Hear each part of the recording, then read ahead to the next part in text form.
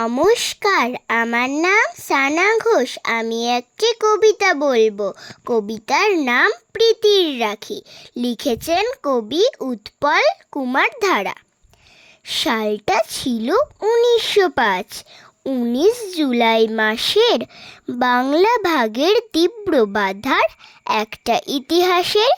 ইংরেজদের বিরুদ্ধে সব হিন্দু মুসলমান, মুখর তখন বাংলা মায়ের রাখতে সুসম্মান।